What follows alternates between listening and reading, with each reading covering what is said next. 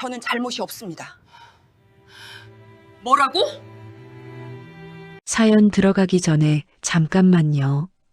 구독이랑 좋아요 아직 안 누르셨으면 지금 살짝 눌러주세요. 여러분의 작은 응원이 저한테는 큰 힘이 됩니다. 자, 그럼 오늘 이야기 시작하겠습니다. 어머, 이게 누구야? 은주 아니야? 야, 나야 나. 미경이. 근데 너 여기서 뭐해? 하이힐 소리가 대리석 바닥을 날카롭게 두드리며 VIP층 화장실 문이 거칠게 열렸습니다. 새벽 6시, 아직 호텔 전체가 잠들어 있는 시간이었습니다. 은주는 세면대 앞에서 물기를 닦던 손을 멈추셨습니다. 거울 속에 비친 얼굴이 있었습니다. 화려한 명품 귀걸이가 조명 아래서 번득였고 풀 메이크업에 고급 정장을 차려입은 여자가 은주를 위에서 아래로 훑어보고 계셨습니다. 은주는 낡은 청소복 주머니에 고무장갑을 집어넣으시며 고개만 살짝 숙이셨습니다. 미경의 입꼬리가 천천히 올라갔습니다. 그것은 반가움이 아니었습니다. 마치 오랜 시간 잊고 있던 장난감을 발견한 아이처럼 그 눈빛에는 묘한 흥분이 서려 있었습니다. 은주는 말없이 카트를 밀어 화장실을 나가려 하셨습니다. 하지만 미경이 한 발 앞서 문 앞을 막아섰습니다. 이 호텔은 서울 한복판에 우뚝 솟은 52층짜리 랜드마크 도윤 리테일 그룹의 플래그십 호텔이었습니다. VIP층은 그 중에서도 최상층에 위치해 있었고 일반 투숙객은 엘리베이터 버튼조차 누를 수 없는 곳이었습니다. 은주는 새벽마다 2층을 담당하셨습니다. 손님들이 일어나기 전 누구의 눈에도 띄지 않는 시간에 조용히 일을 마치시는 것이 그녀의 하루였습니다. 미경이 핸드백에서 지갑을 꺼냈습니다. 5만원권 몇 장을 뽑아들더니 은주의 앞치마 주머니에 억지로 쑤셔 넣었습니다. 은주가 한 발 물러서셨지만 미경은 오히려 더 가까이 다가왔습니다. 은주의 손이 주머니에서 돈을 꺼내 미경에게 돌려드리려 했습니다. 그 순간 미경의 표정이 굳어졌습니다.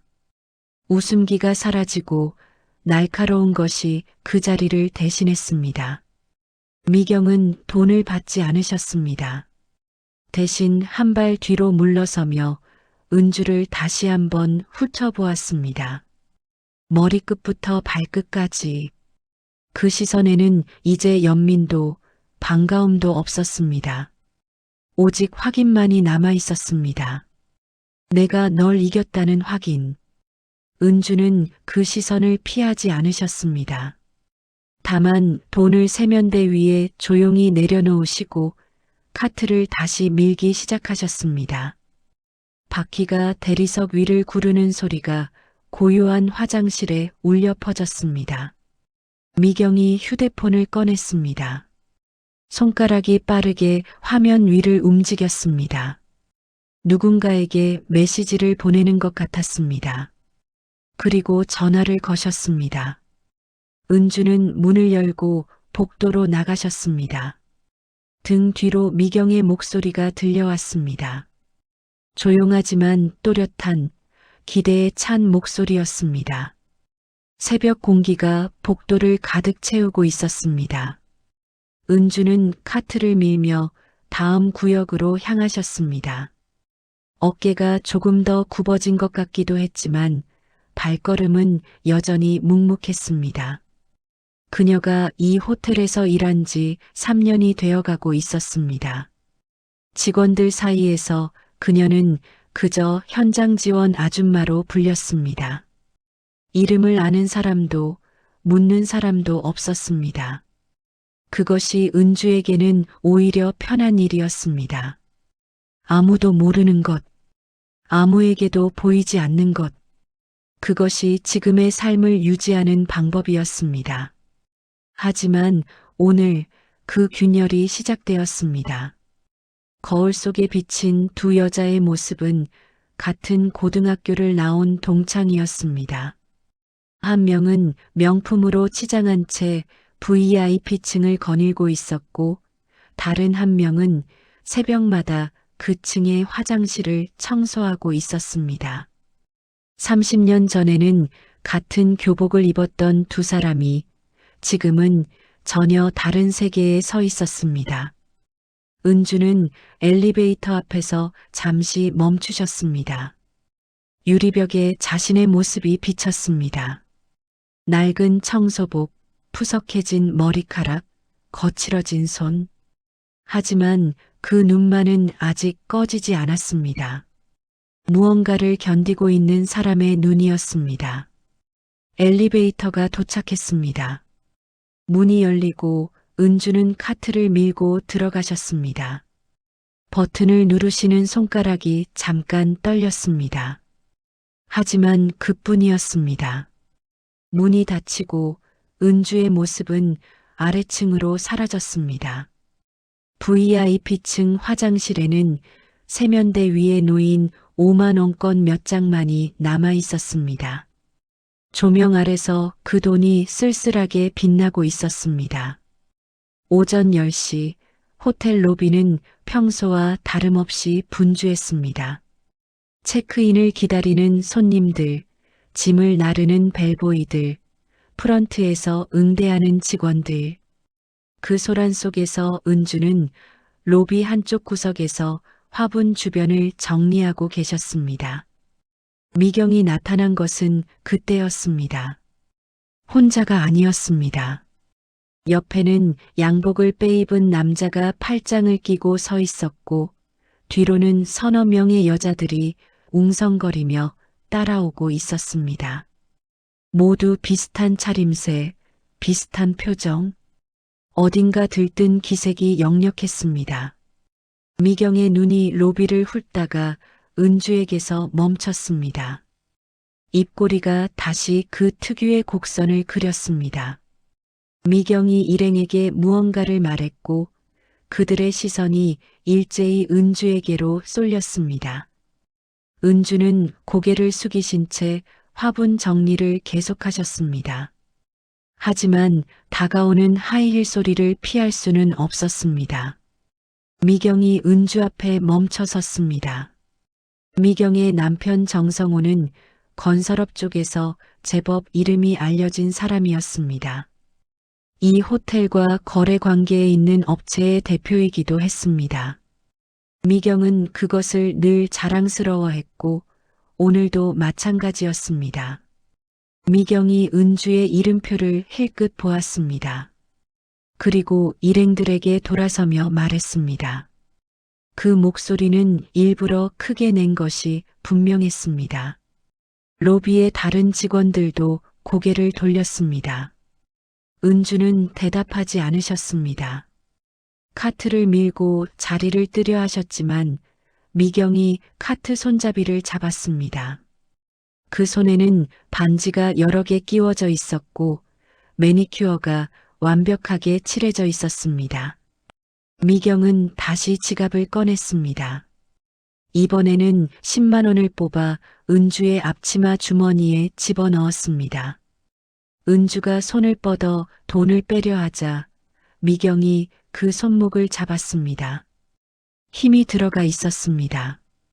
일행들 사이에서 웃음소리가 터져 나왔습니다. 누군가는 휴대폰을 꺼내 사진을 찍는 신용을 했습니다. 정성호만이 조금 불편한 표정으로 시계를 보고 있었습니다. 은주는 손목을 빼셨습니다.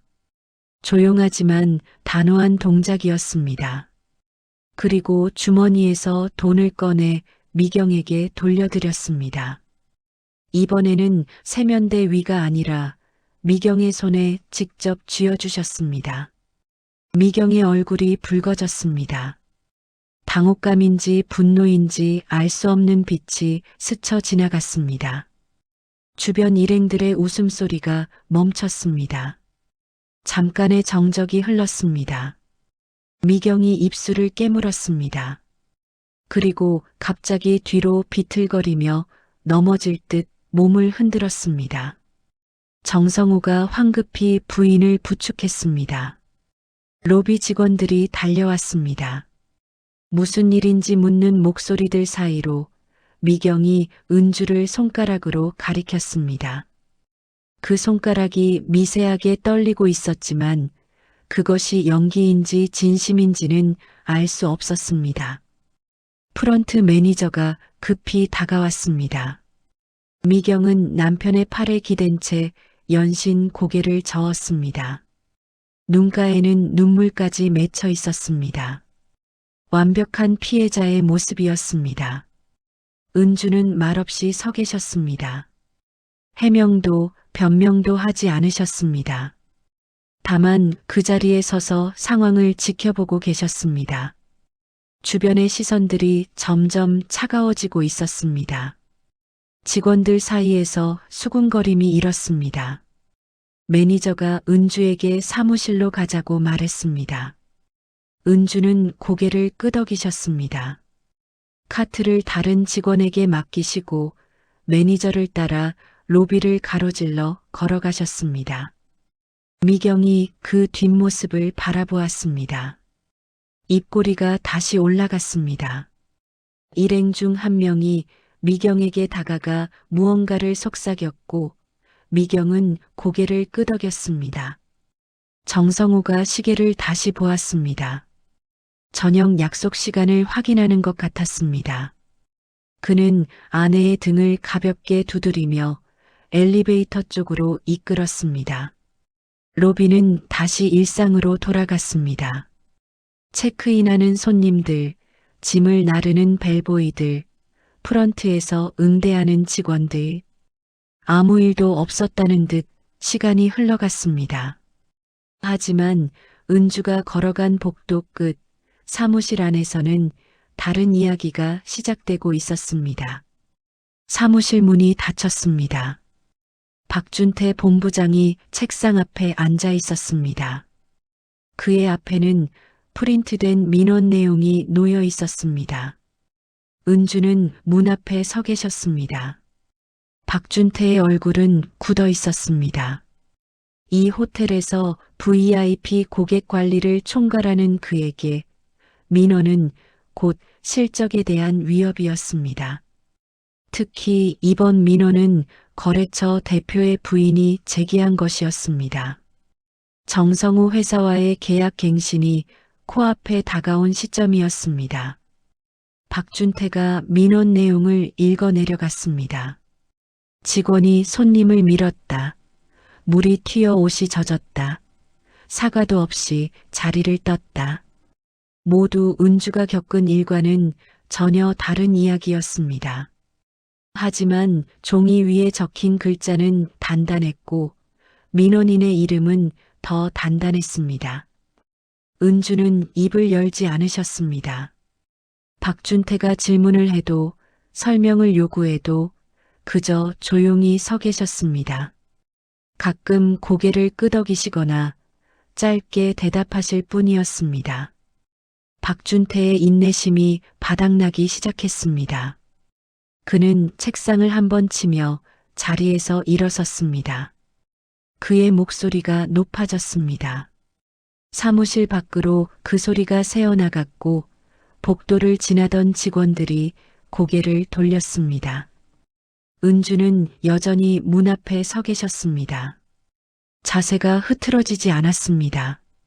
눈도 피하지 않으셨습니다. 다만 조용히 한마디만 반복하셨습니다. 박준태가 멈칫했습니다. 그 말이 예상 밖이었기 때문입니다.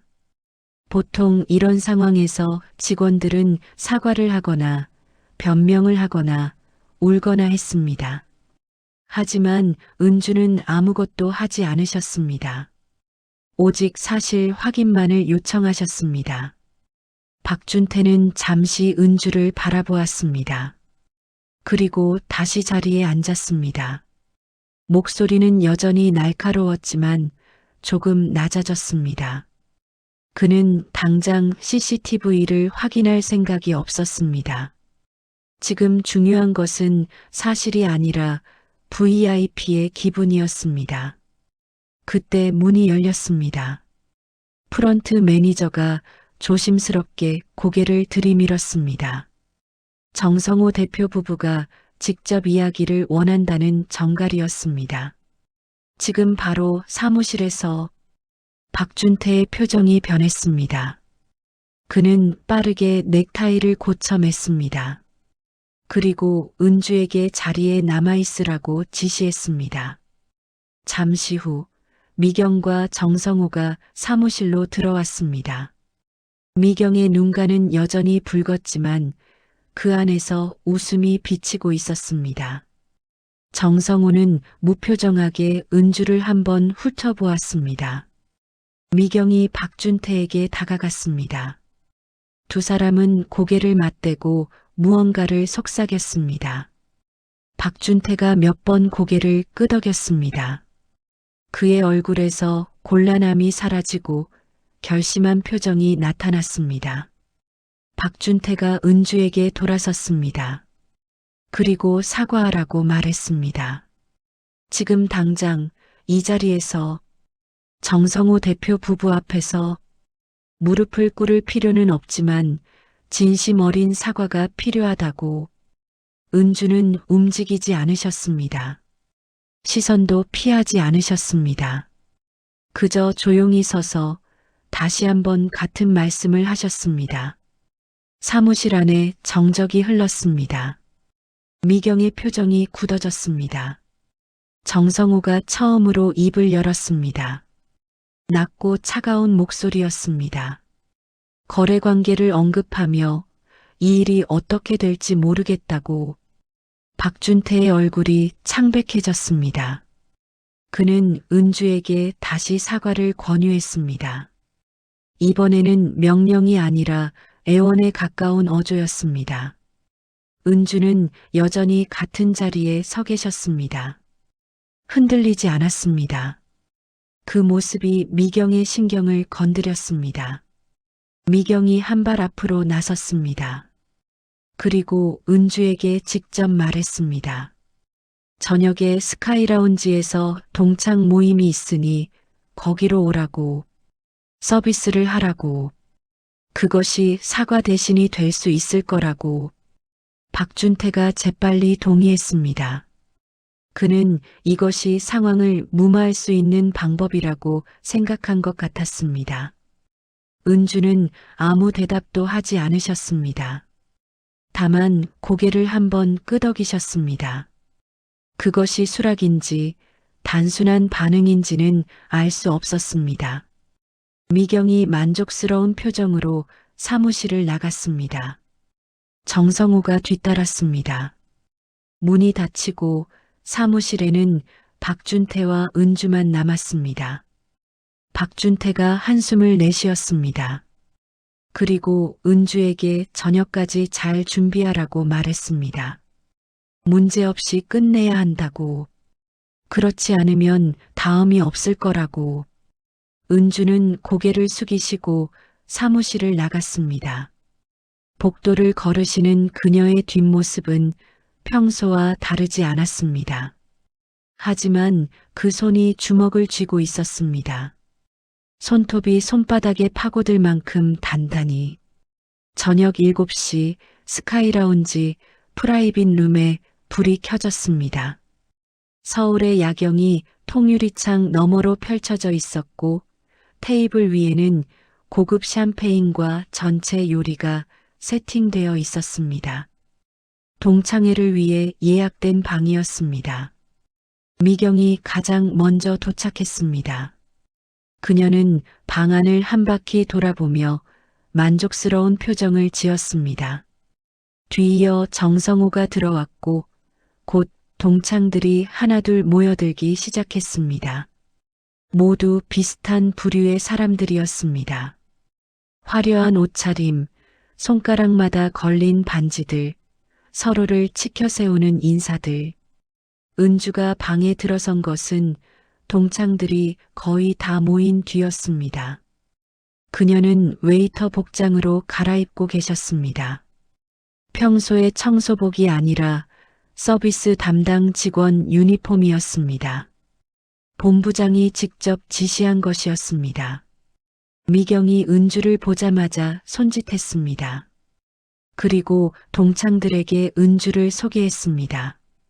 같은 학교를 나왔다고, 지금은 이 호텔에서 일한다고. 그 말투에는 교묘한 우월감이 배어 있었습니다. 동창들의 반응은 다양했습니다. 어떤 이들은 대놓고 은주를 위아래로 훑어보았습니다. 어떤 이들은 모른 척 고개를 돌렸습니다. 그리고 어떤 이들은 미경을 따라 웃었습니다. 방 안에 불편한 공기가 흘렀지만 아무도 그것을 인정하려 하지 않았습니다. 은주는 말없이 일을 시작하셨습니다. 샴페인을 따르셨습니다. 빈 잔을 치우셨습니다. 냅킨을 교체하셨습니다. 한 명 한 명의 요구에 응하셨습니다. 표정 변화 없이 묵묵하게. 미경이 은주를 불렀습니다. 물을 더 따르라고, 그릇을 치우라고, 저쪽 구석에 떨어진 것을 주부라고. 요구는 점점 사소해졌고 점점 자주 이어졌습니다. 그것은 필요가 아니라 과시였습니다. 동창들 앞에서 은주를 부릴 수 있다는 것을 보여주고 싶은 것이었습니다. 은주는 모든 요구에 응하셨습니다. 거절하지 않으셨습니다. 불만을 표시하지도 않으셨습니다. 다만 입을 다물고 시키는 대로 움직이셨습니다. 그 침묵이 오히려 방 안의 분위기를 이상하게 만들었습니다.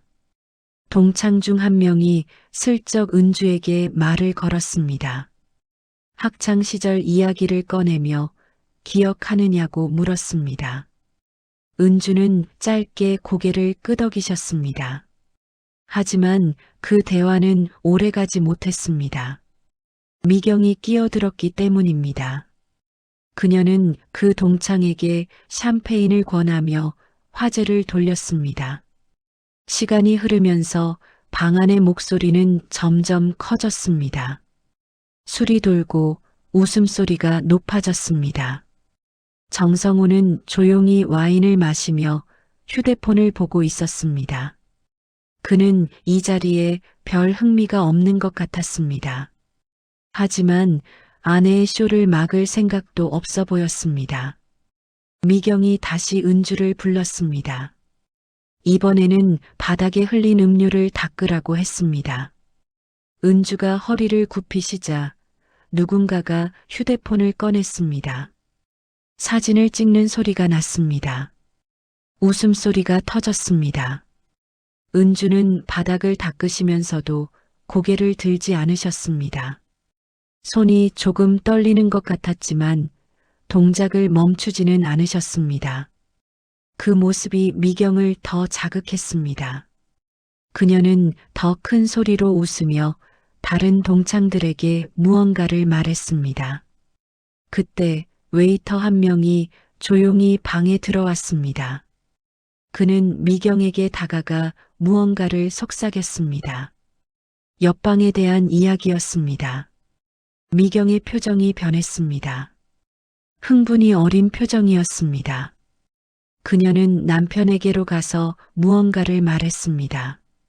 정성우가 처음으로 휴대폰에서 눈을 떼고 고개를 끄덕였습니다. 은주는 그 대화를 듣지 못하셨습니다. 여전히 테이블 사이를 오가며 서비스를 하고 계셨기 때문입니다. 하지만 방 안의 분위기가 묘하게 달라진 것은 느끼셨습니다. 동창들 사이에서 속삭임이 오갔고 미경의 목소리는 더 들떠 있었습니다. 웨이터가 방을 나가면서 은주에게 조용히 말했습니다. 은주의 눈이 잠깐 커졌습니다. 하지만 금세 표정을 감추시고 다시 일상적인 동작으로 돌아가셨습니다. 옆방에 회장이 와 계신다는 소식. 그것이 이 밤의 분위기를 완전히 바꿔놓을 줄은 그 순간 아무도 몰랐습니다. 미경의 눈이 반짝였습니다. 옆방에 회장이 있다는 소식은 그녀에게 기회처럼 느껴졌습니다. 정성호의 회사가 도율리테일과 거래 관계에 있다는 것, 그것은 미경이 늘 자랑하던 것이었습니다. 이제 그 자랑을 실제로 증명할 수 있는 순간이 온 것입니다. 미경이 자리에서 일어났습니다. 정성호의 팔을 잡아 끌며 무언가를 속삭였습니다. 정성호는 처음에 고개를 저었지만 미경의 고집을 꺾지 못했습니다. 결국 두 사람은 동창들에게 잠깐 자리를 비우겠다고 말하며 방을 나갔습니다. 동창들 사이에서 수군거림이 일었습니다. 누군가는 부러운 표정을 지었고 누군가는 의아한 표정을 지었습니다. 은주는 빈 잔을 치우시면서 그 상황을 지켜보셨습니다. 복도에서 미경과 정성호의 발자국 소리가 멀어져 갔습니다. 그리고 잠시 후 옆방 앞에서 목소리가 들렸습니다.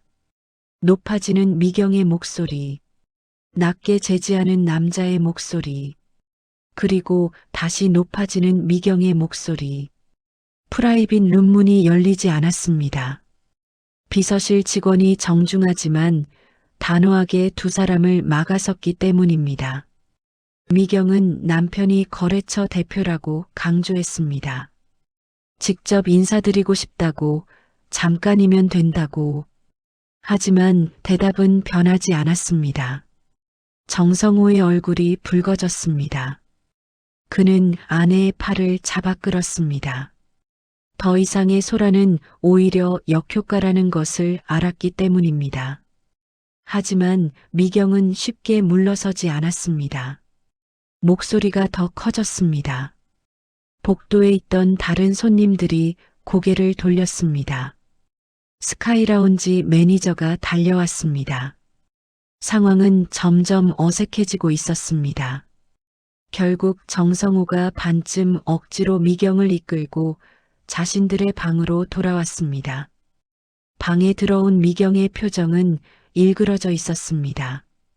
화가 난 것인지 창피한 것인지 구분이 어려웠습니다. 아마 둘 다였을 것입니다. 동창들이 눈치를 보며 조용해졌습니다. 정성호가 자리에 앉으며 와인을 집었습니다.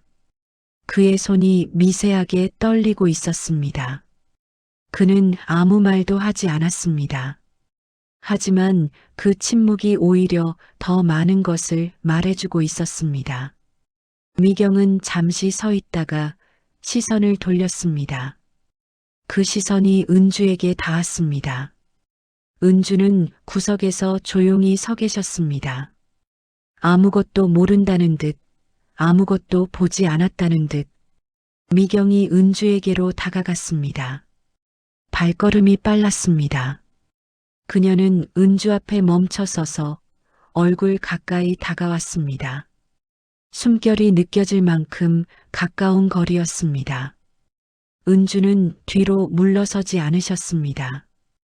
고개를 숙이지도 않으셨습니다. 다만 조용히 미경을 마주 보셨습니다. 그 눈에는 두려움이 없었습니다. 미경의 입술이 움직였습니다. 낮은 목소리였지만 가까이 서 있던 동창 몇 명은 들을 수 있었습니다. 그 말에는 분노와 수치심이 뒤섞여 있었습니다. 은주 탓이라는 것, 은주가 재수 없어서 일이 꼬인 거라는 것. 은주는 대답하지 않으셨습니다. 그저 한 발 물러서시며 다시 일을 시작하셨습니다. 빈 잔을 집어들고 테이블을 정리하셨습니다. 마치 아무 일도 없었다는 듯 그 침묵이 미경을 더욱 자극했습니다. 그녀는 정성호에게로 돌아가 무언가를 속삭였습니다. 정성호는 한숨을 내쉬었지만 결국 고개를 끄덕였습니다. 그는 휴대폰을 꺼내 어딘가에 전화를 걸었습니다.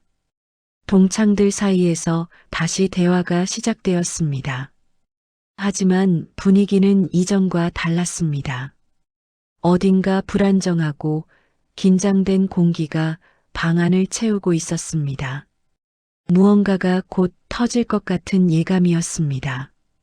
은주는 창가에 서서 잠깐 바깥을 바라보셨습니다. 서울의 야경이 발밑에 펼쳐져 있었습니다.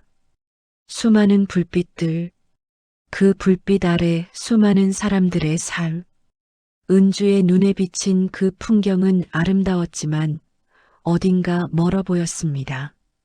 그녀가 다시 돌아서려는 순간 방문이 열렸습니다. 박준태 본부장이 서 있었습니다. 그의 표정은 굳어 있었고 미경을 향해 고개를 끄덕였습니다. 미경이 전화로 불러낸 것이 분명했습니다. 방 안의 공기가 다시 한번 바뀌었습니다. 이번에는 더 무겁게 박준태 본부장이 방 안으로 들어왔습니다. 그의 시선이 재빨리 방 안을 훑었습니다. 미경과 정성호, 동창들, 그리고 구석에 서 있는 은주. 상황 파악에는 오래 걸리지 않았습니다. 미경이 전화로 이미 모든 것을 설명해 두었기 때문입니다. 박준태가 미경에게 다가갔습니다. 두 사람은 낮은 목소리로 무언가를 주고받았습니다. 박준태의 표정이 점점 굳어졌습니다. 고개를 몇 번 끄덕이더니 결심한 듯 은주에게로 향했습니다. 은주는 테이블 정리를 멈추셨습니다. 박준태가 다가오는 것을 보셨지만 자리를 피하지 않으셨습니다. 그저 조용히 서서 기다리셨습니다. 박준태의 목소리는 낮았지만 단호했습니다. 그는 은주에게 사과를 요구했습니다. 오늘 있었던 모든 일에 대해 로비에서의 오해, 사무실에서의 불손한 태도, 그리고 지금 이 자리에서 손님들을 불편하게 한 것까지 그 모든 것에 대해 진심으로 사과하라고. 은주는 고개를 들어 박준태를 바라보셨습니다. 그 눈빛은 평온했습니다. 흔들림이 없었습니다. 그녀는 대답하지 않으셨습니다.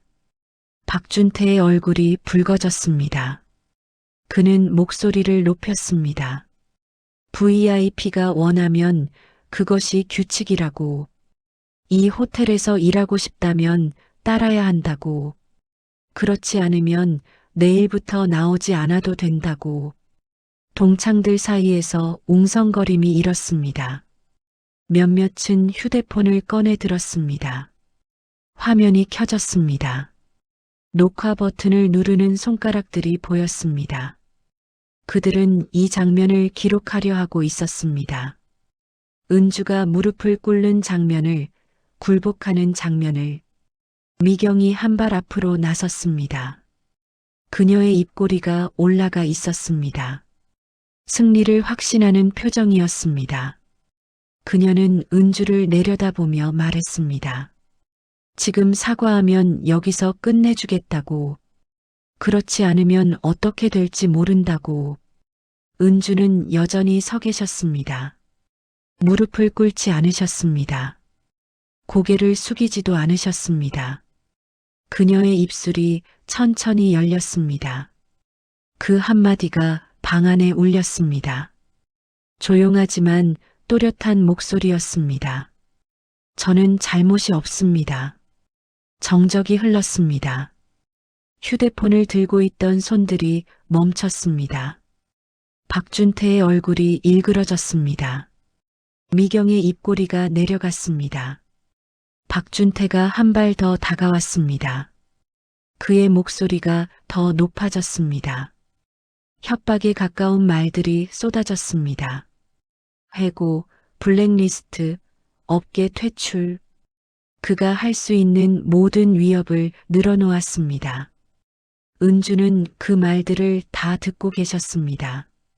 표정이 변하지 않았습니다. 손이 떨리는 것 같기도 했지만 자세는 흐트러지지 않았습니다.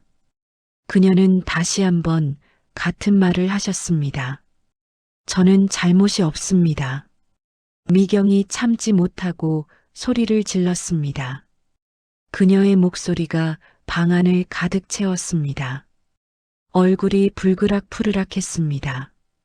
정성호가 아내를 말리려 했지만 미경은 듣지 않았습니다. 동창들 중 몇몇이 불편한 표정을 지었습니다. 상황이 너무 과열되고 있다는 것을 느낀 것입니다. 하지만 아무도 나서지 않았습니다. 그저 지켜보기만 했습니다. 그때 방문 쪽에서 목소리가 들렸습니다. 웨이터 한 명이 서 있었습니다. 그는 조심스럽게 박준태에게 다가가 무언가를 속삭였습니다. 박준태의 표정이 변했습니다. 당혹감과 긴장이 동시에 스쳤습니다. 웨이터가 조용히 말했습니다. 보안팀에 연락이 갔다고, 누군가가 경찰도 부를 것 같다고, 상황이 심각해지고 있다고. 미경의 얼굴에서 핏기가 빠졌습니다. 정성호가 재빨리 아내에게 다가갔습니다. 두 사람 사이에서 긴장된 속삭임이 오갔습니다. 박준태는 잠시 망설였습니다. 그리고 결정을 내렸습니다. 그는 은주에게 일단 자리로 돌아가라고 말했습니다. 이 문제는 나중에 다시 이야기하겠다고, 지금은 상황을 정리해야 한다고. 은주는 고개를 끄덕이셨습니다. 그리고 조용히 방 구석으로 돌아가셨습니다. 하지만 그녀의 눈빛은 여전히 꺾이지 않았습니다. 동창들이 웅성거리기 시작했습니다. 분위기가 이상하게 돌아가고 있다는 것을 모두 느꼈습니다. 미경은 자리에 앉아 물을 마셨습니다. 손이 떨리고 있었습니다. 그때 방문이 다시 열렸습니다. 이번에는 웨이터가 아니었습니다. 양복을 단정하게 차려입은 남자가 서 있었습니다. 비서실장이었습니다. 그의 시선이 방 안을 천천히 훑었습니다. 그리고 입을 열었습니다. 회장님께서 지금 상황을 보고받으셨습니다. 그 한마디에 방 안의 공기가 얼어붙었습니다. 비서실장의 말이 끝나자 방 안이 순식간에 조용해졌습니다. 웃음소리도 속삭임도 휴대폰을 만지는 소리도 멈췄습니다. 모든 시선이 비서실장에게로 쏠렸습니다. 미경이 가장 먼저 반응했습니다. 그녀는 재빨리 자리에서 일어나 비서실장에게 다가갔습니다. 얼굴에 미소를 띠며 아까와는 전혀 다른 부드러운 목소리로 말했습니다. 회장님께서 관심을 가져주셔서 영광이라고, 작은 오해가 있었을 뿐이라고. 비서실장은 표정 변화 없이 미경을 바라보았습니다. 그의 시선은 차가웠습니다. 미경의 말을 끊지는 않았지만 듣고 있다는 느낌도 주지 않았습니다. 정성호가 아내 옆으로 다가왔습니다. 그는 조금 더 침착한 목소리로 상황을 설명하려 했습니다. 직원의 서비스 태도에 문제가 있었고 본부장이 중재하고 있었다고, 회장님께서 신경 쓰실 일이 아니라고. 박준태도 빠르게 끼어들었습니다. 그는 비서실장에게 고개를 숙이며 말했습니다. 자신이 책임지고 처리하겠다고. 회장님께 보고 드릴 필요까지는 없다고.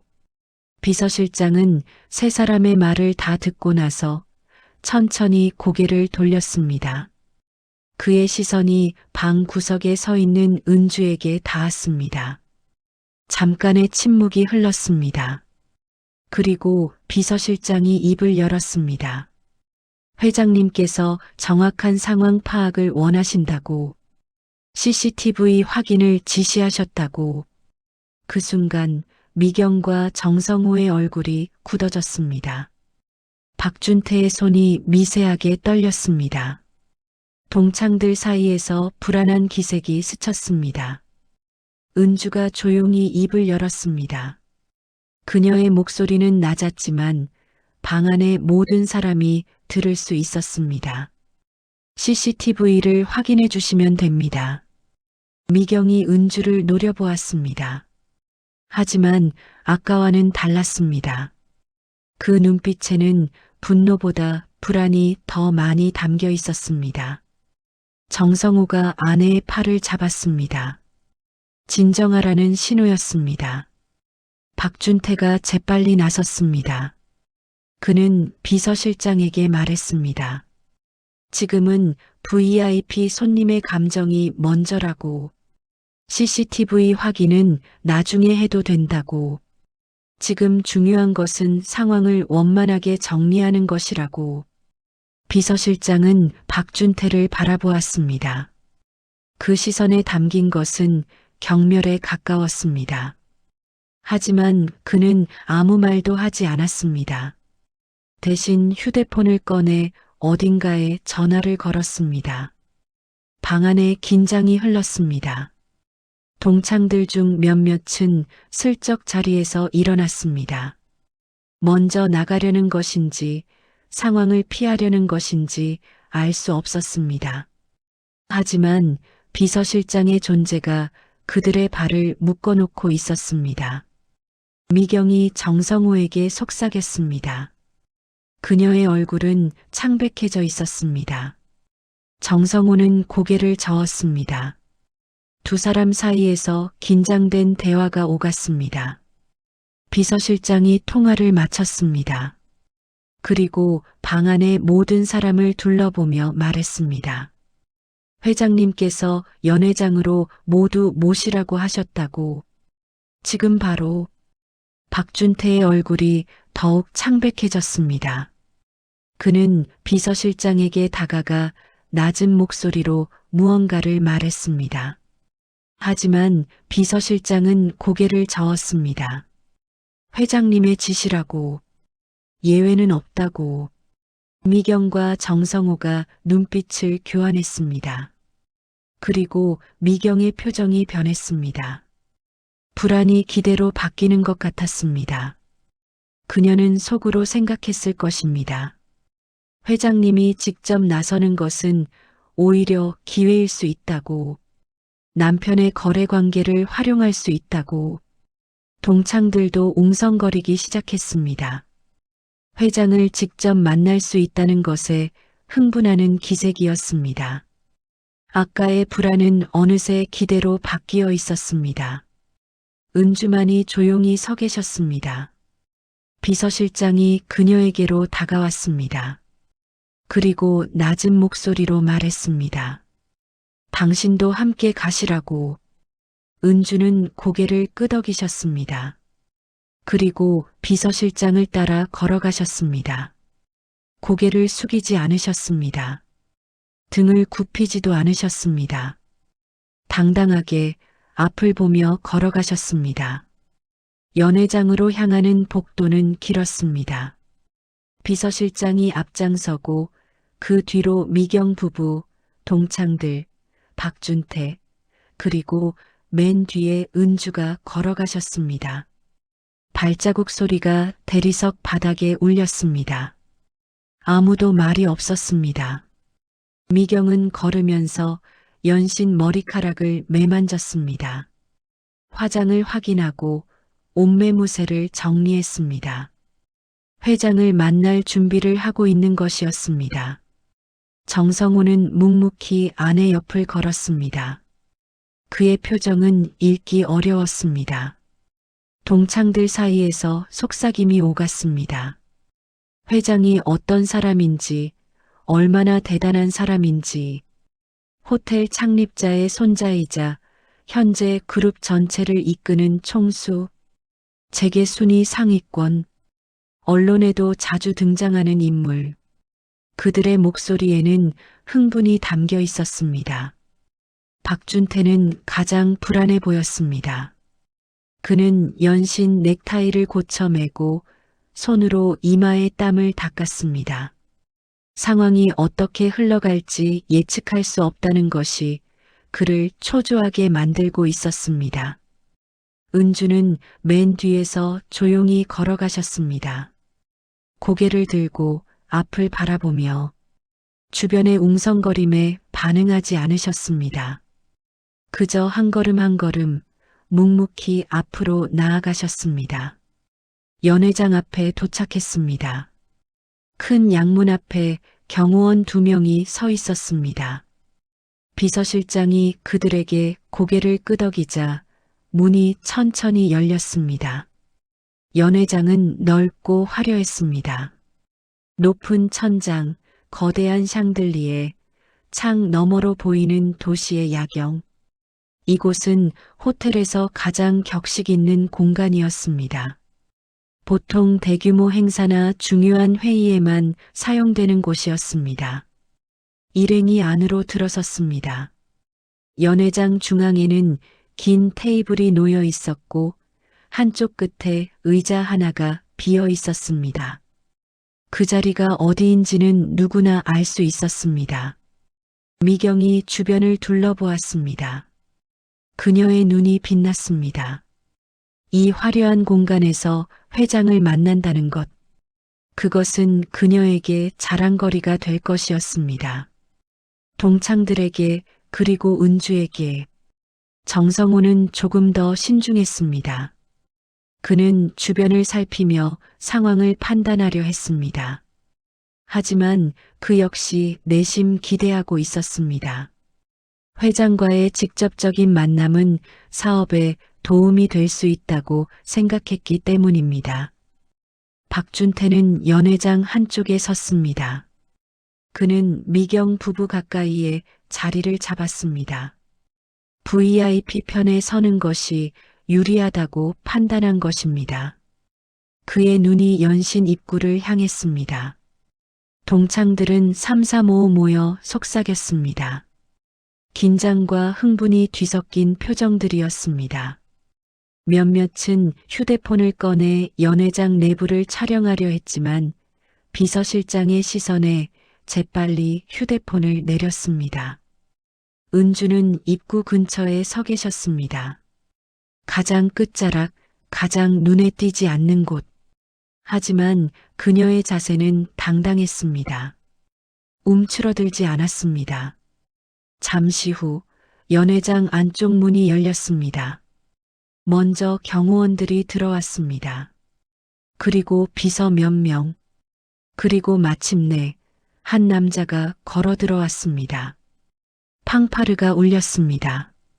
어디선가 음악이 흘러나왔습니다. 비서실장이 큰 소리로 알렸습니다. 도율리테일 한도윤 회장님 입장하십니다. 연회장의 모든 시선이 그에게로 쏠렸습니다.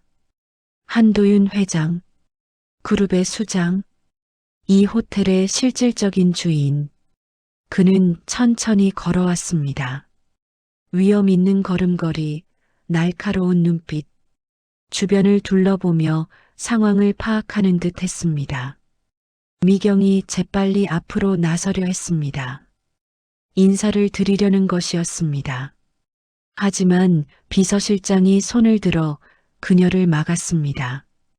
아직 때가 아니라는 신호였습니다.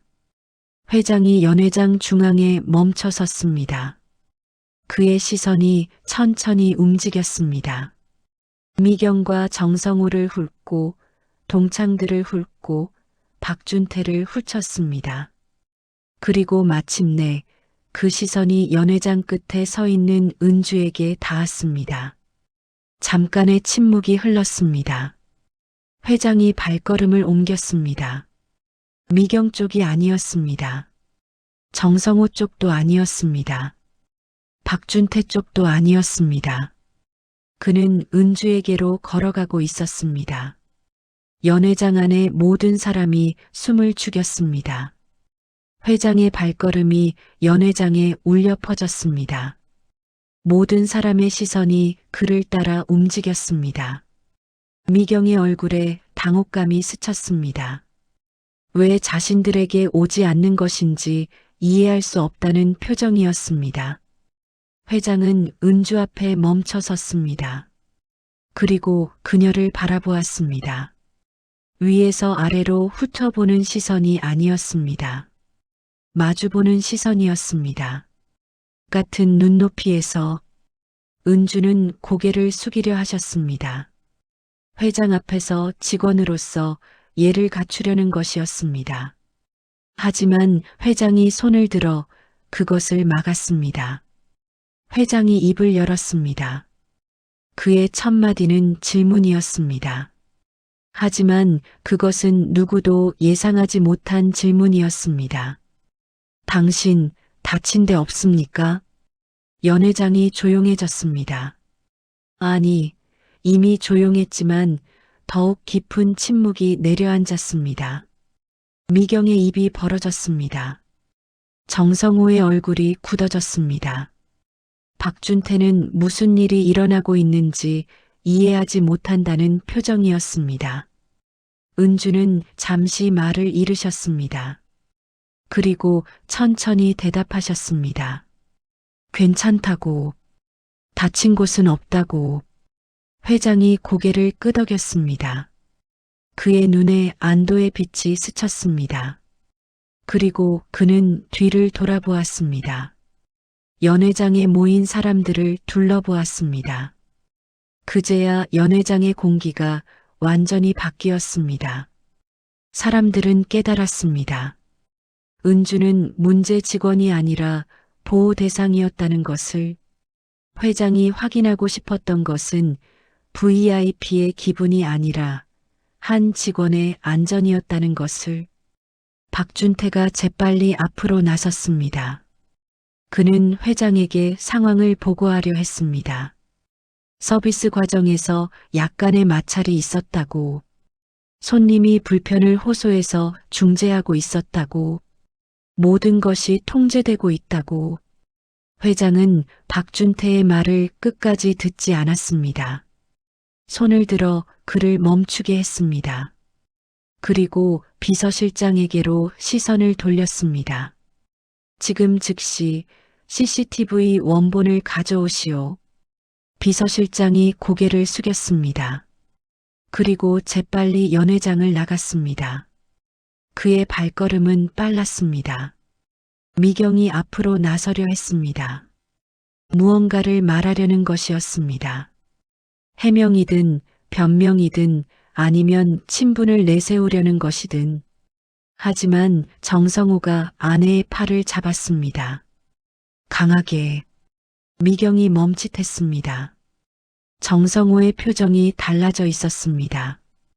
그는 상황을 읽었습니다. 지금 나서면 더 불리해진다는 것을, 회장이 CCTV를 요청한다는 것은 이미 무언가를 알고 있거나 의심하고 있다는 뜻이었습니다. 동창들은 더욱 움츠러들었습니다. 아까의 흥분과 기대는 온데간데 없었습니다. 불안과 두려움이 그 자리를 채우고 있었습니다. 회장이 연 회장 중앙으로 돌아왔습니다. 그리고 의자에 앉지 않았습니다. 서 있었습니다. 모든 사람과 같은 위치에서. 그것은 무언의 메시지였습니다. 이것은 신문이 아니라는 것. 하지만 진실은 반드시 밝혀질 것이라는 것. 은주는 여전히 그 자리에 서 계셨습니다. 하지만 이제는 혼자가 아니었습니다. 회장이 그녀 편에 서 있다는 것을 모든 사람이 알았습니다. 잠시 후 비서실장이 돌아왔습니다. 태블릿을 들고 있었습니다. CCTV 원본 파일이 준비되어 있었습니다. 회장이 고개를 끄덕였습니다. 연 회장의 대형 스크린이 켜졌습니다. 진실이 드러나기 직전이었습니다. 스크린에 영상이 재생되기 시작했습니다. 오늘 아침 VIP층 화장실, 로비, 사무실, 스카이라운지, 모든 장면이 시간 순서대로 흘러갔습니다. 연 회장에 모인 사람들은 숨을 죽이고 스크린을 바라보았습니다. 영상 속에서 미경이 은주에게 돈을 억지로 쥐어주는 장면이 나왔습니다. 로비에서 미경이 일부러 비틀거리는 장면이 나왔습니다.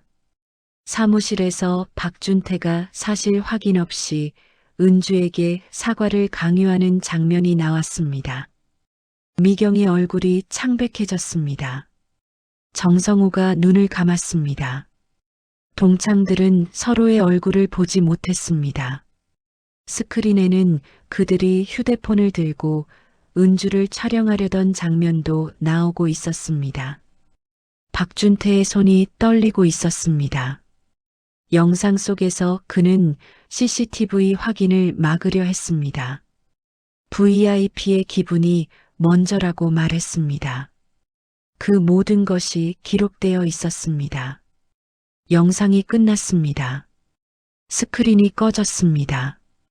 연회장에 무거운 침묵이 내려앉았습니다. 회장이 천천히 입을 열었습니다.